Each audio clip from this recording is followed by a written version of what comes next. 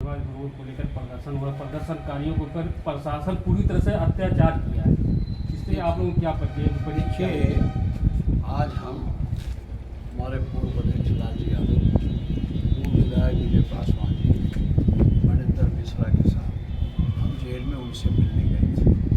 लोगों से परेशानी बनी, लड़कों ने लड़कों का कहना यह है कि ये सड़क इतनी खराब है कि लड़के जब पढ़ने आते हैं तिलक इंटरव्यू के फांसी में तो आने से और लड़कों ने बहुत बार आग्रह किया SDM से, PWD से, सबसे, लेकिन PWD के लोगों ने उस पर ध्यान नहीं दिया। विवश होकर उन्हें अपनी सुविधा प्राप्त करने के लिए लड़के जब घर में तो पहले पुलिस आई,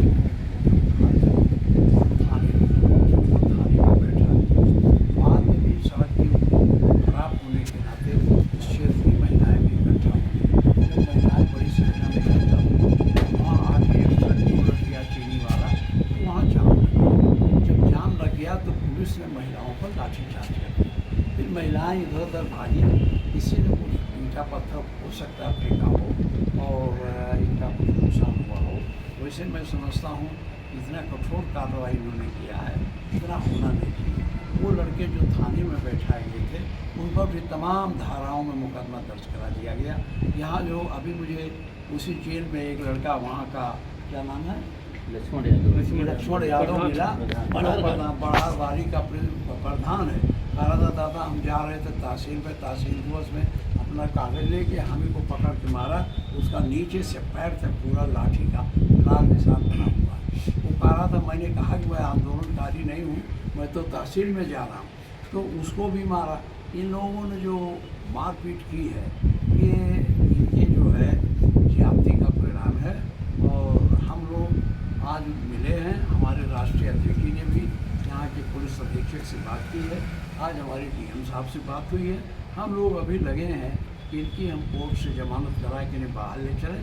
बाहर जाने के बाद हम लोग तय करेंगे PWD सड़क बनाएगी कि नहीं, अगर नहीं बनाएगी तो हम PWD के दफ्तर को मिलेंगे। एक हिसाब से देखा जाए लोकतंत्र में एक आवाज़ दबाने कहीं न कहीं तानाशाही की तरफ कदम माना जा सकता है, इस तरह पूरे प्रदेश में हो रहा है। देखिए, इस हिसाब से आज कानून आया है, इस हिसाब से कि देखिए मैं आपको बताऊं, कल इस कानून पर मैं संशोधन प्रस्ताव दिया था और इस पर बहस करने के लिए मैंने नोटिस दी थी, लेकिन हमारी पार्टी ने निर्णय लिया कि जब ये सरकार को सुनी नहीं रही है, आजम खां को बेवजह फर्जी मुकदमा लिखा रही है, इलाहाबाद के लड़के बेचारे परेशान हुए, 4 गुना फीस बढ़ा दी गई है, हमारे ज़िले के नौजवान लड़के जेल में बंद हैं, तो ऐसे समय ये बात जब सरकार नहीं सुनेगी, इसमें बैठे रहने से कोई फ़ायदा नहीं है।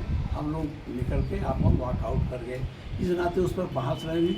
मैं जानता हूँ ये जो प्रपूर्त का कानून ने उन्होंने बनाया, पहले था कोई आदमी का किसी का नुकसान होता था सरकारी लोग उसका वो करते, अब इन्होंने बना दिया कोई व्यक्तिगत आदमी भी अगर उसका नुकसान हुआ इस आंदोलन में, तो आंदोलन कराने वाले व्यक्ति जिसने आह्वान किया है उसके विरुद्ध 3 साल के अंदर, 1-2 महीने में नहीं, 3 साल के अंदर कभी भी उस पर जो है वो प्रतिपूर्ति किया मुकदमा दायर करके प्रतिपूर्ति वसूल सकता। ये कितना काम है बताओ, 3 साल तक अगर वो नहीं किया है तो अब करेगा। तो ये केवल आंदोलन को समाप्त करने के लिए, जो लोकतंत्र में हमें प्रदर्शन करने का, आंदोलन करने का ये हमारा अधिकार है।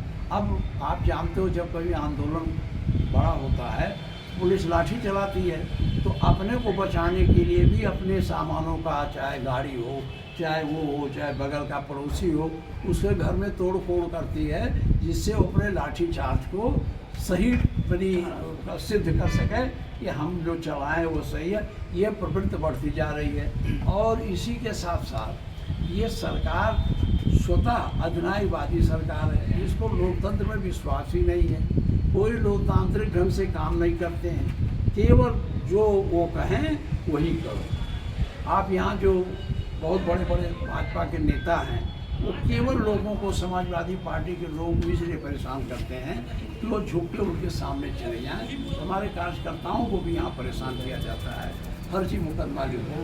100 मेरे क्षेत्र में उन तमाम शरीफ लड़कों के खिलाफ जो कॉलेज में पढ़ते हैं 110 का मुकदमा चलाया गया। मैंने दरोगा से पूछा इनके खिलाफ कोई मुकदमा है, कहीं नहीं है।